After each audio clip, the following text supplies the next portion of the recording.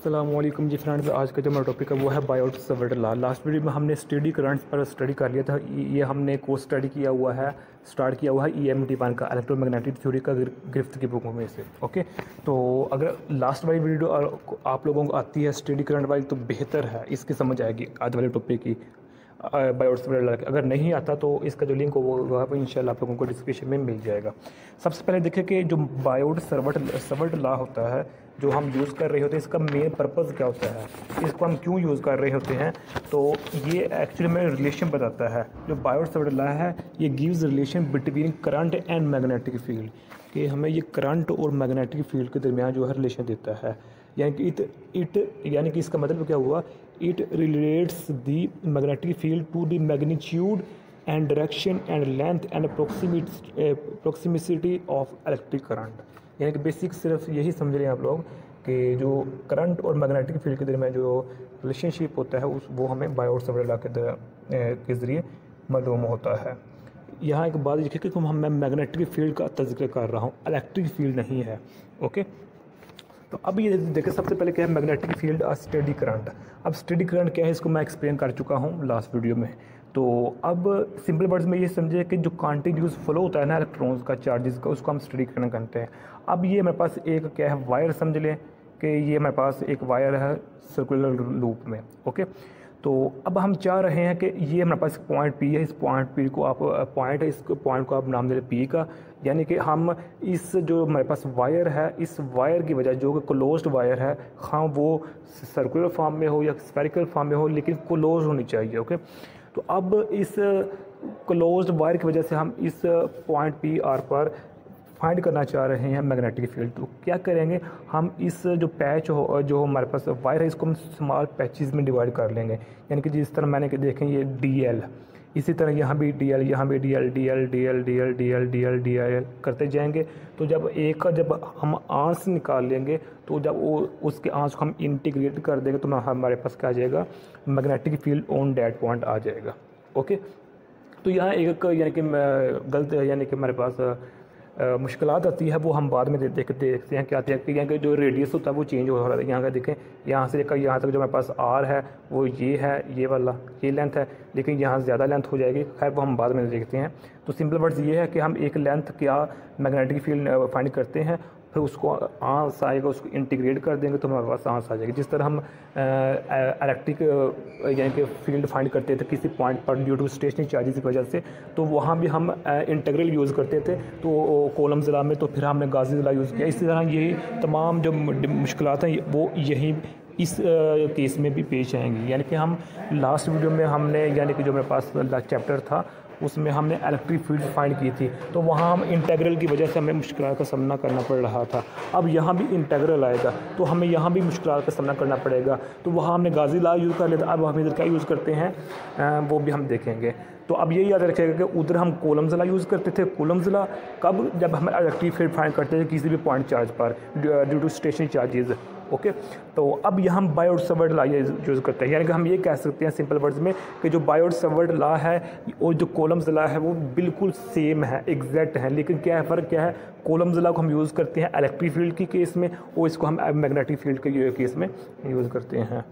तो अब जो हमारे पास ये है, अब इस DL की वजह से जो DL है इसको हम DL डॉट का नाम दे रहे हैं। ये इसका यहाँ का जो डिस्टेंस है वो हमारे पास R है, ये R वो है स्क्रिप्ट R है। ओके, अब जो हमारे पास करंट है वो इस डायरेक्शन में मूव कर रहा है। ओके, इस डायरेक्शन में ये देखें हमारे पास एरो लगे हुए हैं। तो अब जो करंट इस डायरेक्शन में मूव कर रहा है तो इस पाथ की जो हमारे पास ये जो पाथ है ये भी इसी अलोंग है। यानी कि जिस अलोंग में जिस डायरेक्शन में करंट मूव कर रहा है उसी डायरेक्शन में जो मेरे पास, यानी कि जो हमारा कहने का मतलब वो ये है कि जो मेरे पास जिस डायरेक्शन में करंट मूव कर रहा है उसी डायरेक्शन के अलोंग जो मेरे पास है वो ये इस DL की डायरेक्शन है। अच्छा, ये तो मैंने बता दिया, ये तो सिंपल सी बात है। लेकिन एक बात याद ये रखिएगा इधर कि जो मैग्नेटिक फील्ड की जो डायरेक्शन है ना वो परपेंडिकुलर है इस करंट के, या फिर इस DL के कह लें, करंट के कह लें या DL के कह लें, एक ही बात है। यानी कि इस पैच की जो डायरेक्शन है वो अलोंग दी करंट है, लेकिन जो मैग्नेटिक फील्ड की जो डायरेक्शन होगी वो परपेंडिकुलर होगी हमारे पास। ओके, तो यानी कि जो मेरे पास होता है direction of D L is along that of current, जिस डायरेक्शन में करंट मूव कर रहा है उस डायरेक्शन में मेरे पास डी एल की डायरेक्शन है।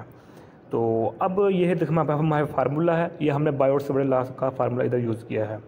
ओके, तो अब जो मेरे पास ये बायोट-सावर्त लॉ, इसको हम बी से डिनोट कर रहे हैं। ये आर क्या है, ये आर डिस्टेंस है, यानी कि ये आर क्या है, इस यहाँ हमने इस पॉइंट को आर का नाम दिया है। ओके, तो अब अगर इधर पी यूज़ करें तो इधर में पी यूज़ कर लेंगे।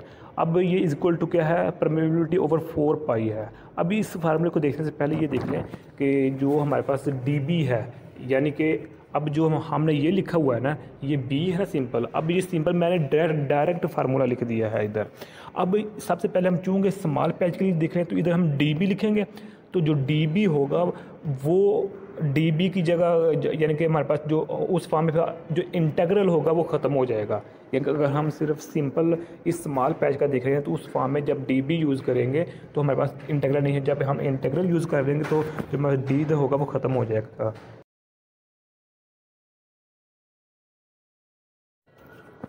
अच्छा, अब ये कि देखें, ये मेरे पास फार्मूला है, इस फार्मूले को हम कहते हैं बायोट-सावर्त लॉ। अच्छा, पहले ये देखें, जो मेरे पास ये होता है ना डी बी, यानी कि इस स्मॉल पैच की वजह से जो मैग्नेटिक फील्ड होता है वो डिपेंड करता है इस आई पर जो करंट गुजर रहा है इस पर स्मॉल पैच में। ओके, इस पर डिपेंड करता है। उसके अलावा जो एंगल है साइन थीटा जो मेरे पास होता है उस पर डिपेंड करता है। अब वो मैं साइन थीटा बताता हूँ कि साइन थीटा हमारे पास क्या है, वो कैसे डिपेंड करता है, उसको अभी हम देखते हैं। तो उसके बाद इन्वर्सली प्रोपोर्शनल होता है आर स्क्वायर के, कि जो मेरे पास डिस्टेंस है यहाँ से लेकर यहाँ तक जो डिस्टेंस है आर है उसके इन्वर्सली प्रोपोर्शनल होता है। यानी कि जो डी बी होता है वो डायरेक्टली प्रोपोर्शनल होता है आई के, डी एल के और साइन थीटा के, और इन्वर्सली प्रोपोर्शनल होता है यहाँ से लेकर यहाँ तक जो आर स्क्वायर होता है उसकी इन्वर्सली प्रोपोर्शनल होता है। ओके, तो अब यहाँ देखें कि यहाँ इसको हमने डायरेक्ट चूँकि लिखा था, जो डायरेक्ट में मैं इधर बता देता हूँ कि ये देखिए जो मेरे पास आई और जो मेरे पास आर है ना, ये आई और आर वाला कंपोनेंट जो मेरे पास है, इसको हमने साइन की जगह हमने इस यहाँ इसकी जो फॉर्म है ना, ये देखने क्रॉस हमने लिखा हुआ है।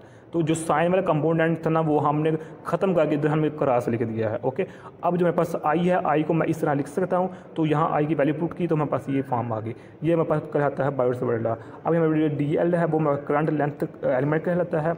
जो ये है ये हमारे पास यूनॉट या म्यूनॉट, इसको हम कहते हैं परमिटिविटी ऑफ फ्री स्पेस, ये तो हमें पता है।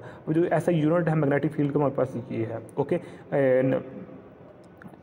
एन ओवर ए एम होता है। तो ये हम कहाँ से निकालते हैं, हम जो लोड्स फार्मूला है उससे निकालते हैं, F equal to Q V B. तो बी हमें निकालना है, तो ये फोर्स है हमारे पास, ये क्यू है, ये हमारे पास वी है। तो हम इधर यूनिट अप्लाई कर देंगे, हमारे पास ये यहाँ से आ जाएगा। ओके, अब ये हमारे पास था फार लेंथ के लिए।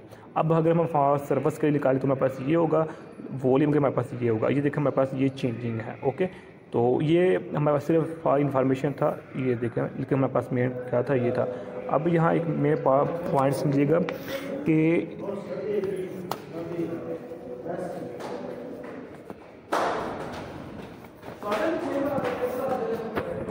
फारा पॉइंट चार्ज का मतलब क्या है कि एक सिंगल चार्ज है। ओके, अगर उस सिंगल चार्ज के जैसे हमारे पास जो मैग्नेटिक फील्ड होता है वो फार्मूला हमारे पास ये नहीं हो सकता। ओके, ये हम किस तरह गलती करते हैं, जिस तरह हम इलेक्ट्रिक फील्ड में जब हमारे पास एक सिंगल पॉइंट होता है उस सिंगल पॉइंट की वजह से कूलम्ब्स लॉ हम यूज़ करके इलेक्ट्रिक फील्ड फाइंड कर लेते थे। लेकिन अब हम यहाँ उस चूँकि हम यानी कि मिलता जुलता है इलेक्ट्रोस्टैटिक्स और मैग्नेटोस्टैटिक्स, तो हम इलेक्ट्रिक फील्ड में फॉर सिंगल पॉइंट चार्ज के लिए तो लिखते थे इलेक्ट्रिक फील्ड, लेकिन हम इन मैग्नेटोस्टैटिक्स में एक फॉर सिंगल पॉइंट चार्ज के लिए हम उसका मैग्नेटिक फील्ड नहीं लिख सकते।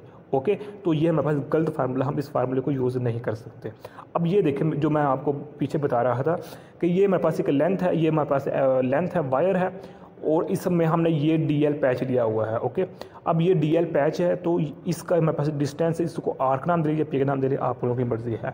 तो जो हमारे पास ये डी बी है, इस स्मॉल पैच की वजह से जो हमारे पास मैग्नेटिक फील्ड होगा इस पॉइंट पी पर, वो हम फाइंड करना चाहेंगे। जो डी बी है वो आई के और डी एल के डायरेक्ट प्रोपोर्शन है, और आर स्क्वायर के इन्वर्स आर ये हमारे पास इन्वर्स स्क्वायर है, और साइन थीटा मैं पहले बता चुका हूँ कि हमारे पास साइन की जगह हम आर और एल लिख सकते हैं। ओके, अब ये देखें कि जिस तरह the first diagram shows the electric field due to a point charge, the second diagram shows the magnetic field due to current carrying wire. जिस तरह मैं पहले बता चुका हूँ कि जो हमारे पास इलेक्ट्रिक फील्ड में इलेक्ट्रोस्टैटिक्स में सिंगल पॉइंट की वजह से हम इलेक्ट्रिक फील्ड का फार्मूला लिख सकते हैं, लेकिन हम जो हमारे पास है मैग्नेटिक फील्ड में हम उसके लिए स्टेडी करंट का लासा होना लाजमी है, हम सिंगल पॉइंट के लिए नहीं चूज़ कर सकते। ओके, और एक इसमें बात ये बताई गई है, देखें second diagram show the magnetic field due to current carrying wire, कि इसमें जो हमारे पास डायरेक्शन है ना मैग्नेटिक फील्ड की वो परपेंडिकुलर है किसके, वायर के।